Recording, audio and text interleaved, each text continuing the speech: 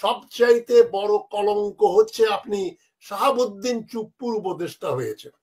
শাহাবুদ্দিন চুপ্পু এখনো বস, উনি ইচ্ছা করলে এক কলমের খোঁচা দিয়ে ডক্টর ইউনূসকে বরখাস্ত করতে পারেন এবং তখন ডক্টর ইউনূস আদালতে গেলেও কিন্তু জিতবেন না। আদালত বলবে শাহাবুদ্দিন চুপ্পু প্রেসিডেন্ট, উনি আপনাকে বরখাস্ত করেছে, আপনি কে? আপনি এখন যান, আপনি গ্রামীণ ব্যাংকে চলে যান, আপনার কোনো অধিকার নেই।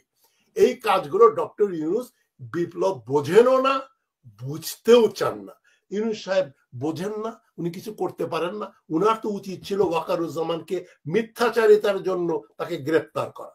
ওয়াকারুজ্জামান বলেছেন সেনাবাহিনী একটা মানুষও হত্যা করে নাই, সেনাবাহিনীর গুলিতে 5 জন আহত হয়েছে।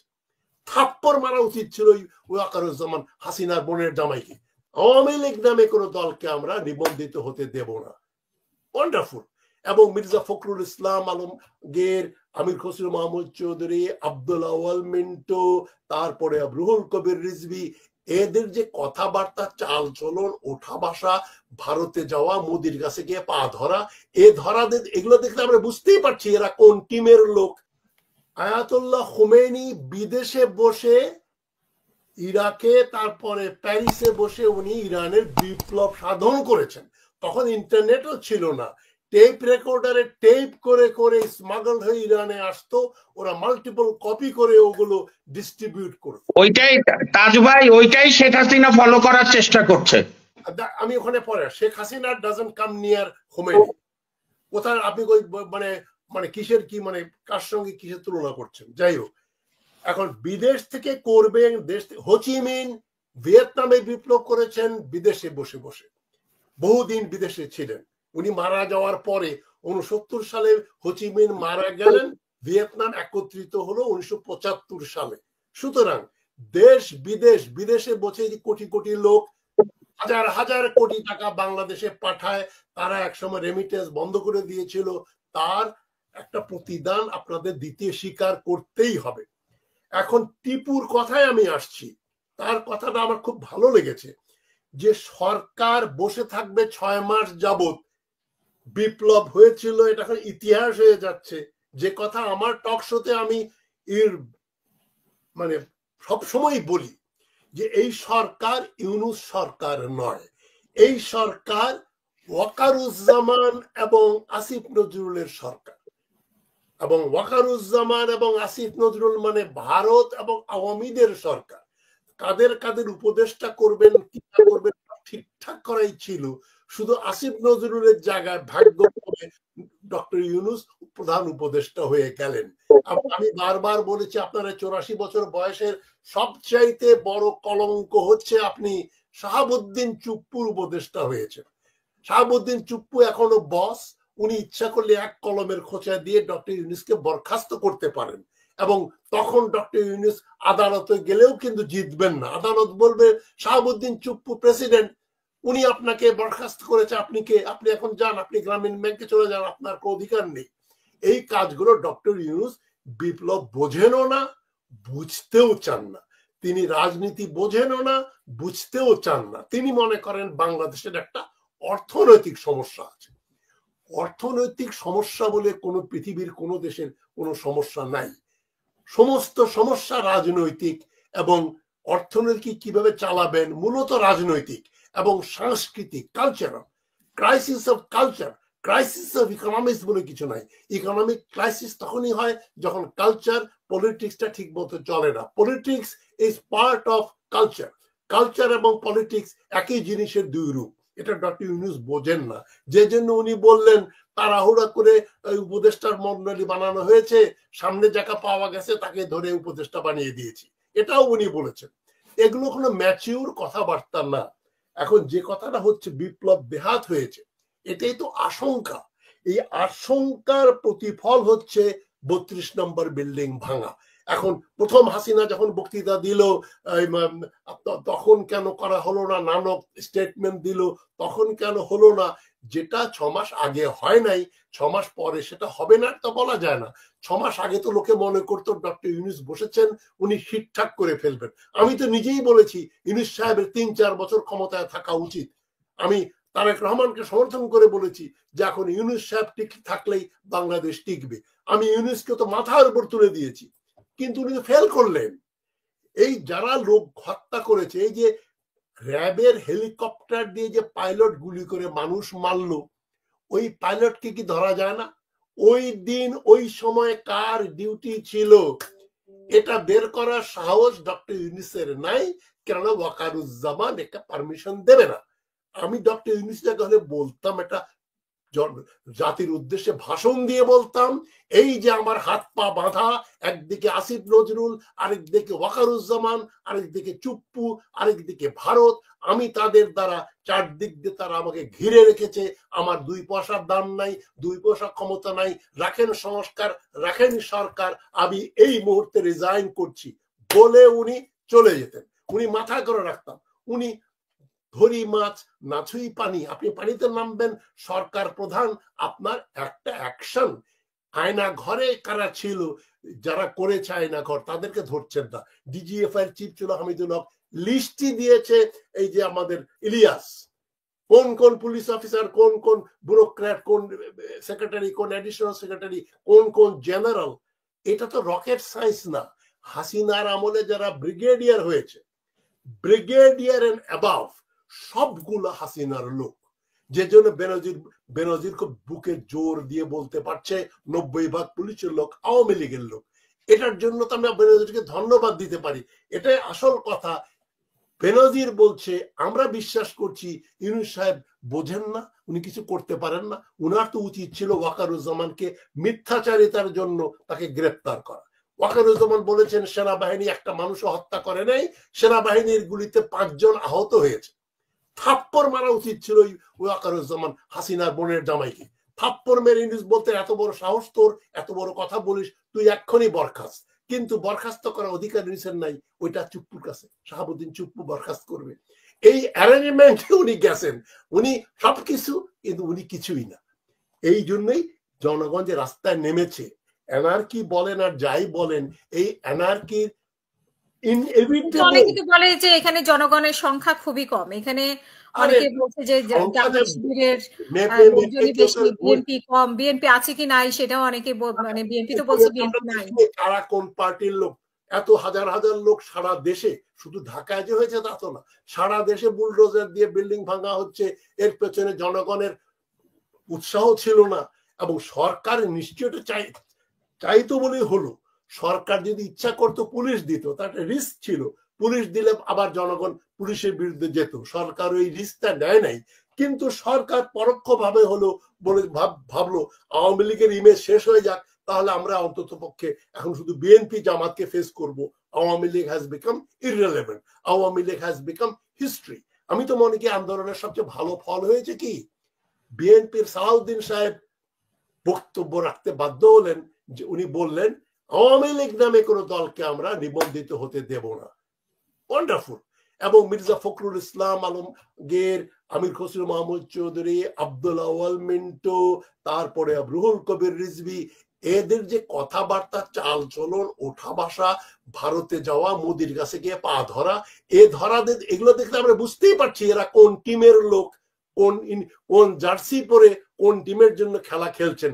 এদের মুখ চিরতরে বন্ধ হয়ে যাবে এই আন্দোলনের ফলে। এই আন্দোলনটা আমি এনার্কি, বাড়ি ভাঙ্গার সিম্বলিক ব্যাপার থাকতে পারে, আমি সিম্বলিজমে বিশ্বাস করি না, কিন্তু এখানে বিপ্লবের জন্য এখানে তো অনেকে ষড়যন্ত্র পাচ্ছে, মানে ষড়যন্ত্র প্ল্যানিং। আপনি কেউ বলবেন প্ল্যানিং, কেউ বলবেন কনস্পিরেসি, দুটো একই জিনিস। আমি যেটা প্ল্যান করি, আপনি ওই কাজটা পছন্দ না করলে বলবেন ডক্টর হাশমি কনস্পিরেসি করছে, আর যারা আমার কাজটাকে সমর্থন করবেন তারা বলবেন doctor Hashmi has planned something. একই জিনিসের 2 রকম ইন্টারপ্রিটেশন দেওয়া। তারপরে কেউ এটাও বলছে যারা যুদ্ধ বিরোধী তারাই এই কাজটা করেছে, তারা চায়নি যে। আর এটা তো শেখ হাসিনা, মেজর ডালিম, কর্নেল ফারুক, কর্নেল রশিদ, সবাইকে তো বলছে এরা পাকিস্তানপন্থী। সবগুলো ডেকোরেটেড, শুধু মুক্তিযোদ্ধা না, ডেকোরেটেড মুক্তিযোদ্ধা। তারা বীর উত্তম, বীর প্রতীক, এ সমস্ত নিয়ে তারা পাকিস্তান থেকে পালিয়ে এসে, 5-6 জন তো পাকিস্তান থেকে পালিয়ে এসে যুদ্ধ করেছেন, মুজিবকে মেরেছে। পারসেপশনটা হাসিনাই তুলে দিয়েছে বাইরের জগতেও, তাই ভারতীয়রা তাই মনে করে পাকিস্তানপন্থীরা এই বাংলাদেশের স্বাধীনতা ঘোষণা করার জন্য শেখ মুজিবকে হত্যা করেছে। এর চেয়ে বড় মিথ্যা কথা তো হতে পারে না। সবাই মুক্তিযোদ্ধারাই মুজিবকে হত্যা করেছে, বরং মুজিব পাকিস্তানের প্রধানমন্ত্রী হওয়ার জন্য ষড়যন্ত্র করেছেন এবং পাকিস্তানে গেছেন। আমার বইতে আমি লিখেছি, দলিল দস্তাবেজে বলা যায় তিনি 7ই মার্চের বক্তৃতার ওইভাবে স্বাধীনতা ঘোষণার কথা করেননি, স্বাধীনতা ঘোষণার কথা উনি বলেনও নাই। উনি বলেছেন আমাকে এরা মেরে ফেলবে, পাকিস্তান আর্মির কাছে উনি বলেছেন। যাই হোক, সেখানে আমি যাচ্ছি, আমার কথা আমি শেষ করছি। বিপ্লব লক্ষ্য অর্জন করতে ব্যর্থ হয়েছে বা হচ্ছে বলে লোকের যে পারসেপশন, দ্যাট ম্যাটার্স। এই যে এতগুলো লোকের বিচার হচ্ছে না, ওয়াকারুজ্জামান বলল আমার কাছে 600 না 700 লোকের নাম বলে নেই, লিস্টটি ছিল, আমি তাদেরকে আশ্রয় রেখেছিলাম, ওদেরকে ছেড়ে দিয়েছি। ডক্টর ইউনূসের যদি হ্যাডম থাকতো, যেটা কথ্য ভাষা যে হ্যাডম, ওয়াকারের ঘাটটা ধরে বলতো এই যে লিস্ট এখন 10 মিনিটের মধ্যে লিস্ট দিবি, নইলে তুই বাড়ি চলে যাবি। কিন্তু সেই অধিকার ডক্টর ইউনূসের নাই। কেন? সেই অধিকার চুপ্পুকে সরানোর অধিকার। আরে যে সরকার মুন্নি শাহকে গ্রেফতার করতে পারে না, সেই সরকার বিপ্লব সাধন করবে। জনগণ অতিষ্ঠ হয়ে গেছে বলেই এই ঘটনাটা ঘটলো। অ্যানার্কি, মাও জেতুংয়ের কথা আমি আবার বলছি, মানে জনতা এই ঘটনা না ঘটিয়ে সরকারকে কেন চাপ দিচ্ছে না? সরকারকে চাপ দেবে কেন? ছাত্ররা কেন সরকারকে চাপ দিচ্ছে না? তারা জানে সরকার অথর্ব, সরকার আওয়ামীদের দ্বারা পরিচালিত। সরকার, ভারতীয়রা সবসময় একটা বি টিম সি টিম রাখে। আওয়ামী লীগ ছিল এ টিম, বি টিম ছিল আসিফ নজরুলরা। যে এবং সেই জন্য লক্ষ্য করবেন, আসিফ নজরুল যখন হাসিনার বিরোধিতা করেছে এই গত 15 বছর, তাকে কিন্তু পুলিশ ইন্টারোগেট করে গ্রেপ্তার করে নাই। ওর চেয়ে অনেক নরম কথা বলার জন্য লোকজন গ্রেপ্তার হয়েছে, গুম হয়েছে। কারণ আসিফ নজরুল তাদের দিল্লির লোক, এবং সেই জন্যই তো আসিফ নজরুলকে দিয়ে ওয়াকারুজ্জামানও দিল্লির লোক। তারা সরকার গঠন করে ফেলেছিল ইউনূসকে বাদ দিয়ে। ছাত্রদের বিরোধিতার জন্য পরে তারা ইউনূসকে রাখতে বাধ্য হলো, এবং ইউনূস ওটা হয়ে কৃতার্থ হয়ে গেলেন। উনি বললেন না, ওনার সবগুলা মামলা বাতিল হয়ে গেল। ওনার এই বলার সাহস হলো না, খালেদা জিয়ার এতগুলো মামলা, মাহমুদুর রহমানের এতগুলো মামলা আছে, ওইগুলো উইথড্র না করলে আমার মামলাগুলো উইথড্র করে গিয়ে আমি প্রধান উপদেষ্টা হব, তওবা তওবা, আমি হতে পারবো না, সব মামলা খারিজ করব। উনি স্বার্থপরের মতো কাজ করেছেন। উনি চিন্তা করেছেন আমার মামলাগুলো যাবে, বাবাই ঝামেলার মধ্যে কোর্টে যাওয়া, 8 তলায় লিফট ছাড়া ওঠানামা করা, এগুলো এই বুড়া বয়সে সম্ভব না। উনি একটা সুবিধাবাদী লোকের সুবিধাবাদী চরিত্রটা তুলে ধরেছেন। Sorry to say this. এখন সেই জন্য টিপুর কথা আমি বলছি, ইউকে থেকে যিনি বলেছেন, জনগণ ফ্রাস্ট্রেটেড, এবং এই ফ্রাস্ট্রেশনের আউটলেট থাকে। লোকে ফ্রাস্ট্রেশনের ফলে হয় কি, সুইসাইড করে অথবা মার্ডার করে। সুইসাইড, মার্ডার এবং অ্যানার্কি লোকে কখন করে? আইনের প্রতি যখন আপনার শ্রদ্ধা থাকবে, যে বিচার চাইলে বিচার পাওয়া যাবে, তখন কিন্তু আপনি কাউকে হত্যা করবেন না। তারা জানে ইউনূস সরকার অথর্ব, তারা কিছু করবে না। আর ইউনূস সরকারও জানে ছাত্ররা যখন আওয়ামী লীগের বিরুদ্ধে নামছে, ভালোই তো, আমরা একটা অ্যাডভান্টেজ দেবো, আওয়ামী লীগকে চিরতরে শেষ করে দেব। এবং পুলিশ পাঠানোর সাহস পায় নাই, যে ভুয়া বলে পুলিশের সঙ্গে হাঙ্গামা মারামারি লেগে যাবে। সুতরাং যেটা ঘটেছে ওটা ঘটা উচিত ছিল, আগে কেন ঘটে নেই, এখন কেন ঘটলো, এই বিতর্কে যাওয়ার প্রশ্ন আসে না। এই যে অবান্তর, কারণ 6 মাস আগে তোকে বিশ্বাস করতো, আমি তো 2 মাস আগেও 3 মাস আগেও বিশ্বাস করতাম জিনিস সাহেব এটা করে দেখাবে। উনি কিছুই ডেলিভারি করবেন না। উনি পার করে দিয়ে কোনো রিফর্ম টিফর্ম কিছুই হবে না। একটা নির্বাচন একটাই বানাবেন উনি, কেয়ারটেকার সরকার বানিয়ে দিয়ে নির্বাচন করে দিয়ে বিএনপি বা যে আসুক, এরকম একটা ঘটনা ঘটবে আরো 1.5-2 বছর পরে। এই ইমিডিয়েটলি এটা করা সম্ভব না বলে আমি মনে করি।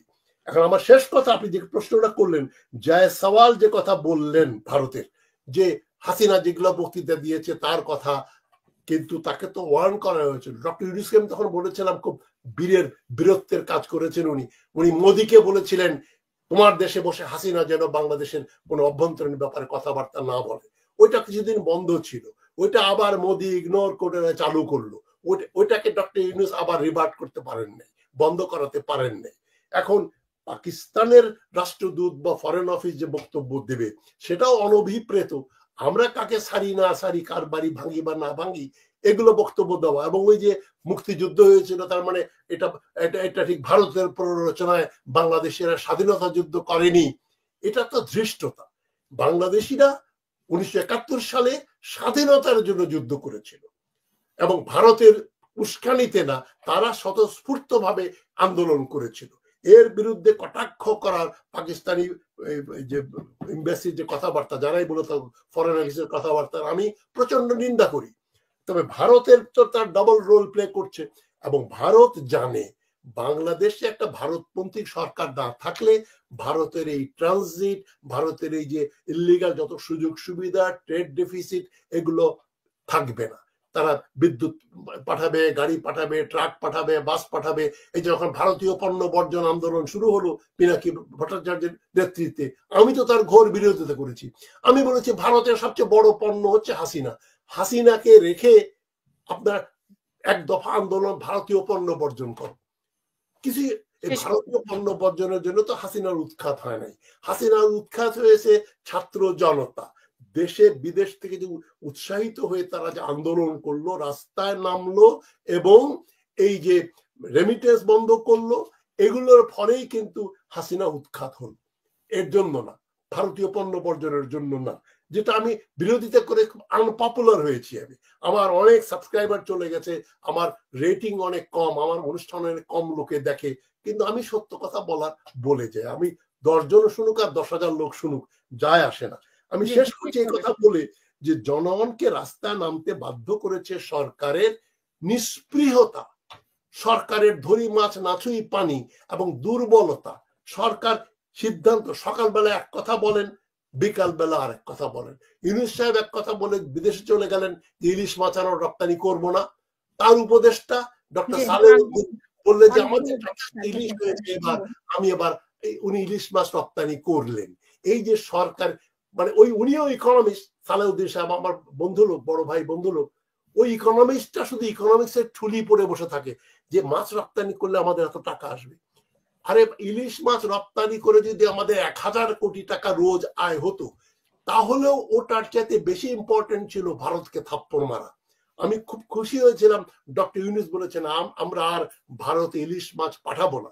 ওনার উপদেশটা করলেন, ডক্টর ইউনূস তাকে জবাবদিহি করতে পারলেন না। আমি নিষেধ করে দিয়েছি, তুমি কেন ইলিশ মাছ রপ্তানি করবে। অসংখ্য ধন্যবাদ, আমরা অসংখ্য ধন্যবাদ। আমি শেষ করছি, ইলিশ মাছ রপ্তানি করা ইলিশ মাছ রপ্তানি করার ঘটনা না, এর পেছনে রাজনীতি ছিল, এর পেছনে বাংলাদেশের যে সার্বভৌমত্ব আছে। আমরা যে বাঘের বাচ্চা, ভারতের আমরা কথা শুনে কাজ করি না, ভারতকে খুশি করার জন্য আমরা রাজনীতি করি না, এই মেসেজটা পর্যন্ত ইউনূস সরকারের উপদেষ্টা, ইকোনমিক উপদেষ্টা ডক্টর সালেউদ্দিন সাহেব বুঝলেন না। ইকোনমিস্টরা শুধু ইকোনমিস্টের ঠুলি পড়ে থাকেন, রাজনীতি এবং সংস্কৃতি বুঝতে চেষ্টা করেন না। আমার শেষ বক্তব্য হচ্ছে, আমি দুঃখিত যে আমার বাইরে যেতে হবে, আমি থাকতে পারছি না, আপনাদের আমি পরে দেখব। যে আমার শেষ বক্তব্য হচ্ছে এই যে সরকার এই 32 নম্বর থেকে সবকিছু ভাঙাচোরা করার জন্য জনগণকে বাধ্য করেছে, জনগণের পিঠ দেয়ালে ঠেকে গেছে।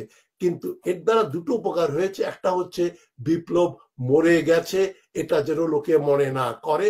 আর 2 নম্বর উপকার হচ্ছে আওয়ামী লীগ এখন বুঝে গেছে যে তাদের পক্ষে দাঁড়ানোর মতো পুলিশ বলেন, আর্মি বলেন, জনতা বলেন, কেউই তাদের পক্ষে আর হেলমেট বাহিনী, ওই হকি স্টিক, ওই ছুরি, ওই পিস্তল নিয়ে আর নামতে পারছে না। যদি তাদের এতই সমর্থন থাকতো, 32 নম্বরের বাইরে 10,000 আওয়ামী লীগের হাজির হইতো বন্দুক টন্দুক নিয়ে। রমনা থানার থেকে পুলিশ আসতো, কয়েক হাজার পুলিশ আসতো, যারা বঙ্গবন্ধুর যোদ্ধা। সুতরাং ভালো কাজ হয়েছে এটা। এনার কি বলেন আর যাই বলেন, আমি শেষ করছি। মাও জেদুং বলেছিলেন বিপ্লব কোনো নরম জিনিস না, আরামদায়ক জিনিস না। নাথিং সফট আর গুড অ্যাবাউট রেভলিউশন। কঠিন পথে যেতে হয়, এটা কোনো ডিনার পার্টি না। এই বিপ্লব ব্যর্থ হলেও, এই যে বিপ্লব 47 সালে হওয়ার কথা ছিল সেটা 2025-এ হয় নাই, 27-এ হবে, 2030-এ হবে, 2040-এ হলে হবে। কিন্তু জনগণ যতক্ষণ তাদের অধিকার না পাবে তারা যুদ্ধ করেই যাবে, এটাই আমার বিশ্বাস। আপনাদের সবাইকে ধন্যবাদ জানাচ্ছি।